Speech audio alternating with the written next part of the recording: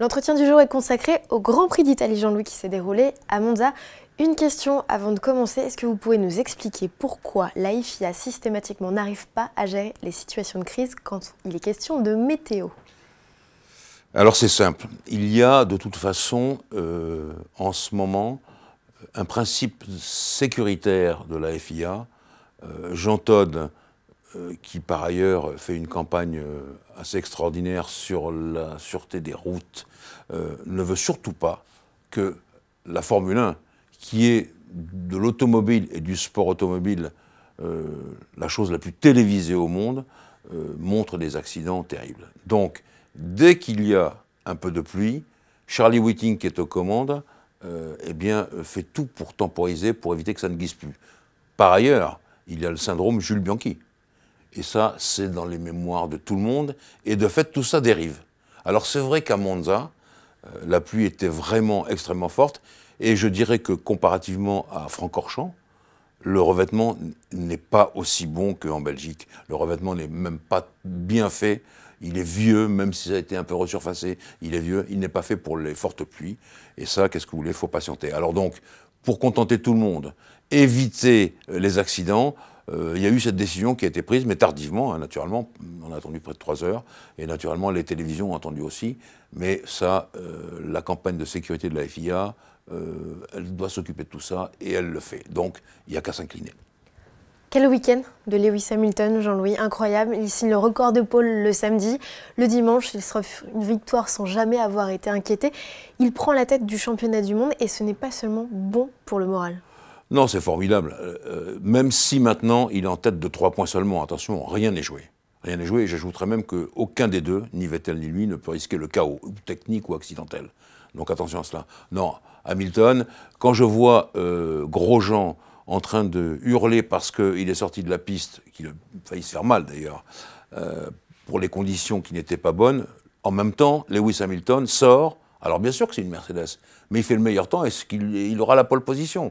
Donc il est la classe au-dessus en ce moment, on va dire les choses comme on veut, il est au-dessus de tout cela, il est au-dessus de son monde, il a fait un doublé, ce n'était pas arrivé au début de la saison, il a battu le record des poles de Michael Schumacher, c'est pas n'importe quoi non plus, et il a fait une victoire sensationnelle. Là aussi, en stratégie, à un moment donné, ça commençait à être un peu dur sur la puissance du moteur, hop, on l'avertit, et aussitôt, il a su gérer ce truc-là. Franchement, il a été top, là en ce moment, il est sur une autre planète. Le podium est complété par Valtteri Bottas et Sebastian Vettel, pilote allemand qui, malgré le soutien des tifosi, Kimi Räikkönen d'ailleurs aussi, n'était pas spécialement à leur aise sur ce tracé italien. Oui, c'est vrai. De toute façon, on le savait. Les qualités de la Ferrari ne sont pas celles des circuits de grande vitesse et le moteur ne l'est peut-être pas non plus. Ce qu'il y a d'un peu dommage dans tout cela, c'est les réflexions de Sergio Marchionne, même si c'est le grand patron du groupe Ferrari Fiat Chrysler. Dire que ça tout a foiré, comme je l'ai lu dans plein de reportages, on ne peut pas dire ça.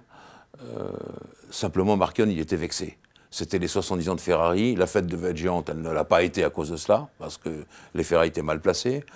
Il y avait le Premier ministre italien, il y avait Piero Ferrari. Marchionne voulait briller. Il n'a pas pu, mais ça, dimanche prochain, quand il y aura le Grand Prix à Singapour et que les Ferrari vont briller, qu'est-ce qu'il va nous dire?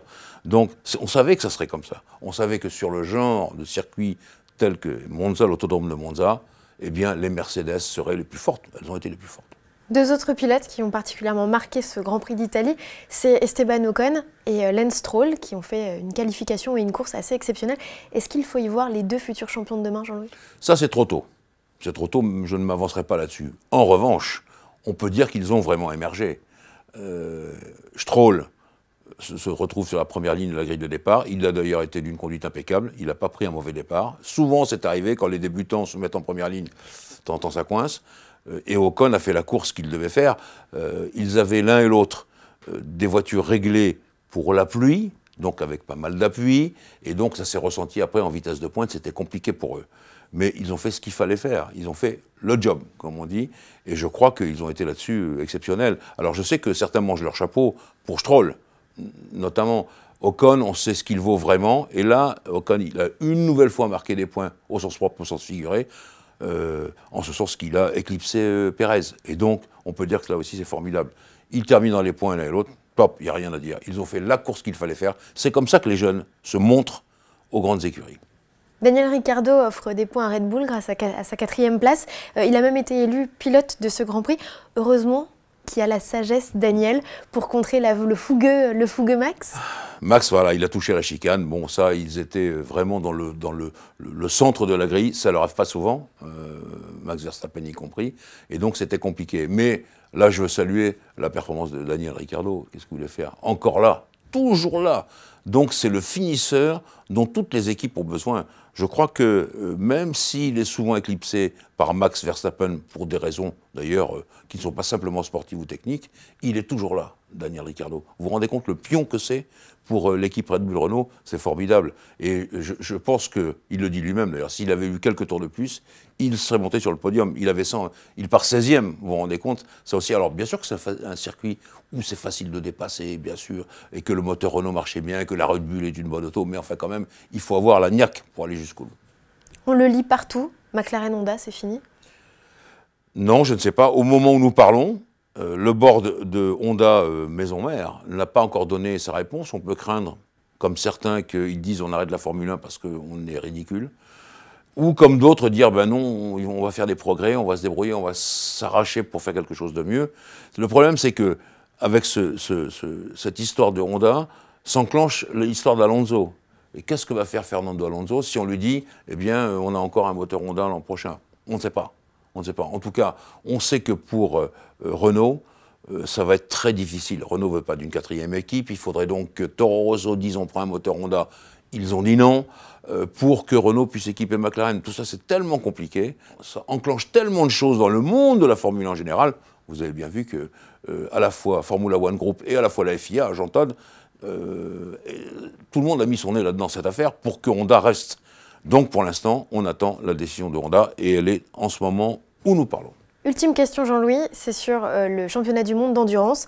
Ça y est, l'ACO a rendu son verdict avec la FIA à propos des nouvelles réglementations. Est-ce que vous pouvez nous expliquer un petit peu ce qui va se passer? Eh bien écoutez, je ne vais rien vous expliquer parce que je ne comprends pas bien ce qui se passe. Le double engagement de l'ACO sur 2 fois les 24 heures, sur une saison à cheval, comme un peu la Formule électrique, je veux d'abord enquêter, interroger les parties prenantes pour savoir comment ça va se passer, mais ce qui est sûr, c'est qu'on l'avait déjà dit, vous et moi, Géraldine, c'est que le retrait de Porsche, ça a mis quand même un drôle de coup à l'ACO et à l'endurance en général.